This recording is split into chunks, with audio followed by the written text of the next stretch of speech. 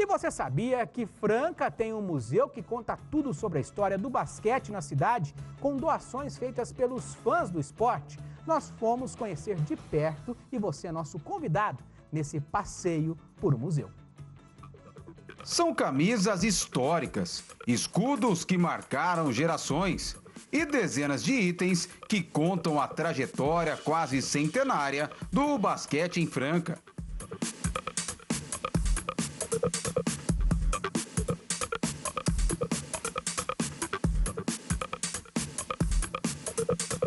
Esse museu, ele foi criado em 2018, no final de 2018, né? A gente viu a necessidade de criar uma área que valorizasse esse patrimônio tão importante, né, da nossa cidade, que é o basquete. E todo o nosso acervo, ele foi construído com doações dos apaixonados pelo basquete. Então a gente tem aí Rodolfo Pino, o Daniel Espessotto, o Elinho Rubens, né, junto com todo o time do basquete. A gente tem aí vários doadores que ajudaram a gente nessa criação desse acervo para que a gente consiga trazer uma pesquisa, né, muito bem fundamentada com todos esses objetos que contam aí um pouco da história do basquete. A companhia do visitante nesse passeio é do Carlos. O pesquisador especializado na história do basquete conta com riqueza de detalhes sobre uma época que não viveu.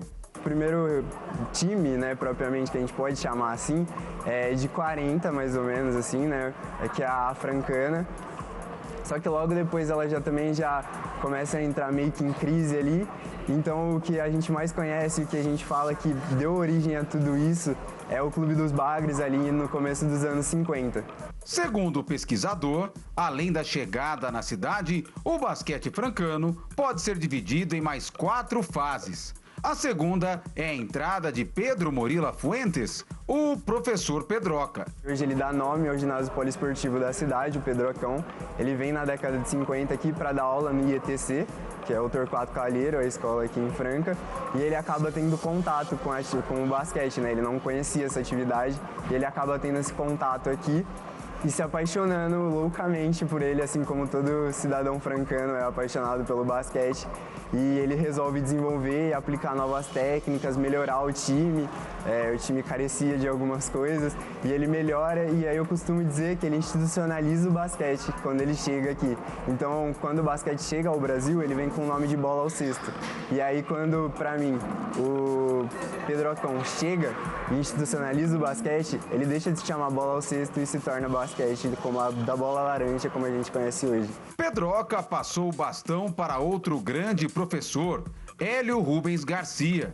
O historiador conta que Helião chegou a ser jogador e treinador ao mesmo tempo. O seu Pedroca, né, ele treinava o Hélio Rubens. Então, para ele fazer essa transição, foi uma coisa que levou um tempinho até a aceitação dos próprios jogadores, porque ninguém queria que o Pedroca deixasse o time, todo mundo queria que ele continuasse à frente, mas ele entendeu que era hora de parar, que era hora de passar o bastão e alguém assumir o time. E aí o escolhido foi o Hélio Rubens, que até no começo, assim, ele também estava meio relutante em ser treinador, então ele meio que fazia uma função de treinador e jogar ao mesmo tempo, é até bem curioso isso, por essa dificuldade dele de aceitação de saída do Pedroca, mas ele assumiu o comando do time, né, à frente do Franca. Nos anos de 1990, o basquete era tão forte na cidade que não cabia em um time só. Eu gosto de falar dos anos dourados de Franca, que é ali nos anos 90, que é quando o Franca ganha cerca de 15 títulos durante a década, então de 90 até 2000. Franca ganhou os principais títulos, que é o Campeonato Brasileiro, Paulista e Sul-Americano. Havia anos que Franca ganhava os 3, então fazia uma espécie de tríplice coroa, mas havia anos que Franca ganhava apenas um, por exemplo, o Paulista só.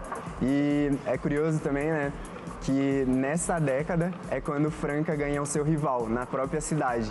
Então a cidade foi movimentada por 2 times durante a década de 90, ali, por uns 4, 5 anos durante a década de 90. É importante a gente falar que em 91 é quando Franca passa a se chamar Franca Basquete Clube, FBC. Então já ganha esse status de Franca Basquete Clube, e aí o seu rival surge como Dharma Yara. Os treinos no poliesportivo precisavam ser em dia diferente, horário diferente, porque eles não podiam se cruzar. E a cidade também tinha uma rivalidade muito grande para quem torcia para Franca e para quem torcia para o Dharma Yara, né? Só que a maioria abraçou o Franca Basquete, até por já ser mais longevo aqui, apesar de não ter o nome de Franca Basquete sempre em sua história, né? Era mais longevo. Então a cidade abraçou o Franca e o Dharma não conseguiu persistir muito tempo. E aí ele acabou se mudando para Ribeirão Preto. A Dharma para de patrocinar e lá ele assume um outro patrocinador master e aí se torna um outro time. Com a saída de Hélio Rubens Garcia, vem a quarta fase do Franca Basquete, a crise dos anos 2000. O Hélio Rubens ele, deixa o comando do time, ele vai para o Vasco da Gama, que era um outro super rival de Franca também. Ele acaba deixando o comando devido às más gestões do clube, a passagens muito pequenas de patrocinadores masters, então isso acabou criando crises, salários atrasados e acabou desestruturando o time de dentro para fora, né?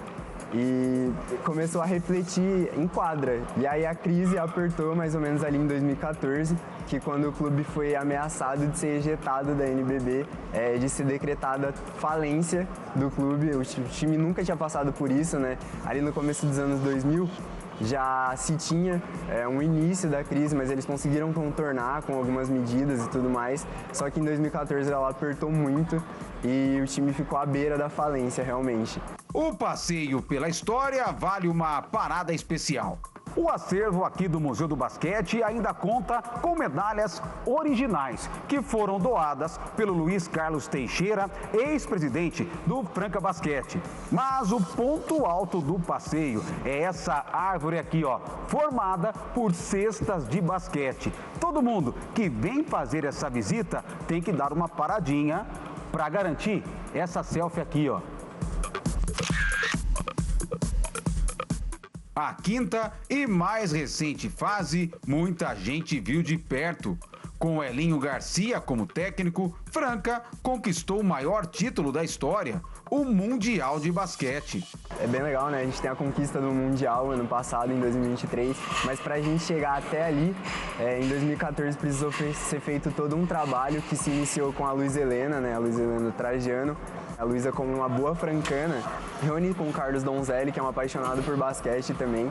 Os dois se juntam, refazem o estatuto do clube, junto com alguns outros empresários, e começam meio que o clube do zero. Franca entra numa nova era dourada, que por enquanto até não acabou ainda, então ela já, esse ano marca 10 anos dela. Então fazem 10 anos que Franca já está nessa era dourada, um pouco menos na verdade, né? Porque até todo o tempo de reestruturação e tudo mais, voltar a ganhar os títulos, voltar ao cenário principal, brasileiro e mundial, demorou um tempinho ali, mas agora é prateleira número 1 no cenário do basquete.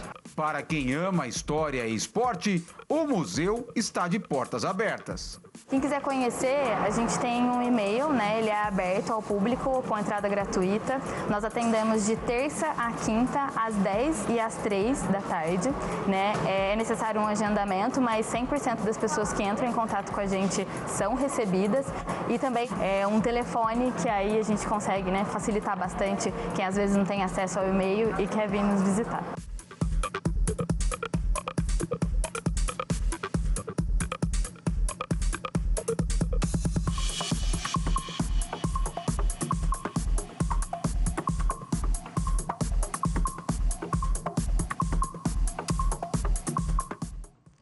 Muito bom reviver a história do esporte da nossa região, né? E claro, nós vamos colocar aqui embaixo de novo o telefone, que é o WhatsApp. Você pode marcar também por WhatsApp, mandar mensagem aí, combinar uma visita nesse Museu do Basquete, que fica ali na Avenida Ismael Alonso e Alonso, próximo do cruzamento da Rua Goiás, no antigo complexo do HB.